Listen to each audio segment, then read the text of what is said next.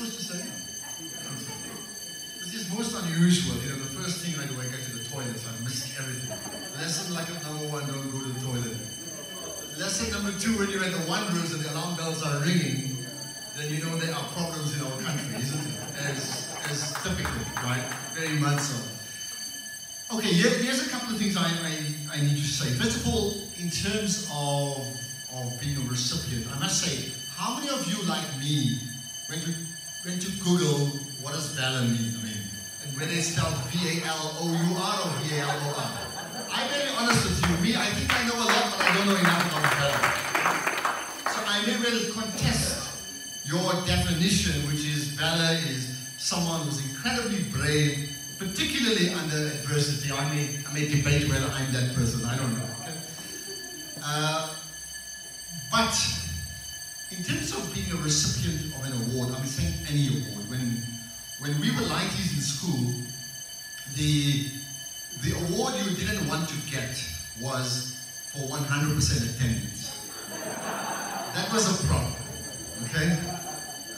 Things have changed. I think now, if you are actually present in your life and in the country, then that's the award you want to get compared to somebody who's actually absent, right? And there are many people who are absent. They're here, but they're not really here. So I'm saying from grade 1, you get 100% present. Listen, any award is cool. I mean, let's be honest about it.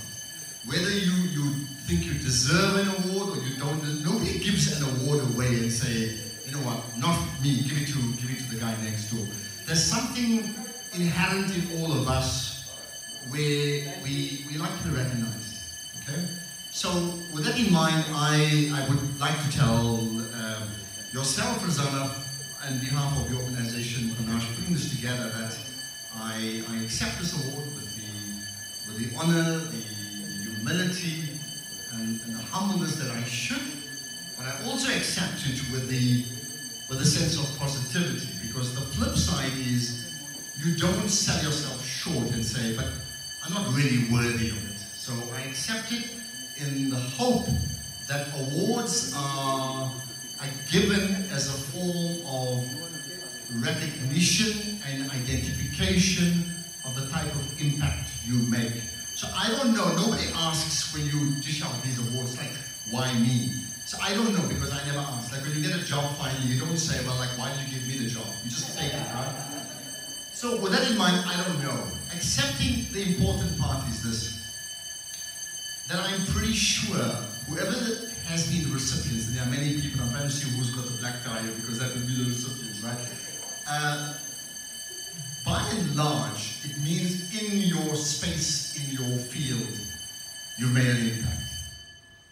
Whatever it is, and that's absolutely fantastic. I just want to put it on the record. I'm part, and it's very topical being at the Wanderers, I'm part of a world record. Genuinely. When I was a lightie, we played cricket, and my team were bowled out for 7. You heard that? 7.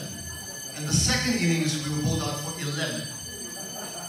I believe at that stage it was the lowest 2-inning aggregate in the history of cricket. So I'm a world record breaker, something like that. Huh?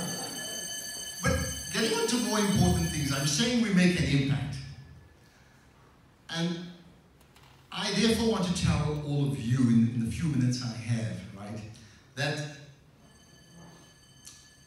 let us in this country accept that there are lots of things that are broken, and let us accept that they're by and large broken by South Africans, and the responsibility to fix what is broken is not China and the USA and India and France and whatever else.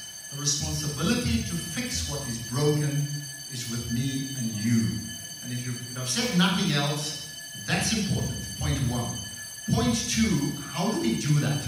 Now I presume in the bio that was read about me that you've missed, that I missed of course, the connection of me driving a movement called Champion South Africa. But I will emphasize this point, right? That the core purpose of Champion South Africa is to build South Africa as a nation, from a mid-table nation to a champion nation.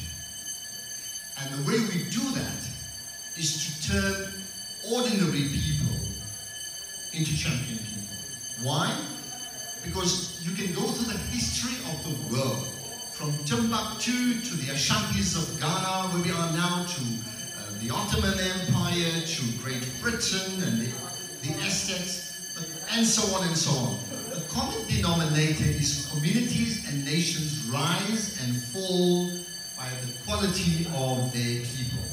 So my message, therefore, is this, for me as well, in receiving this award, is this: we need to build the champion people, because champion people build champion people. You can only be a champion person if you can recreate what you have.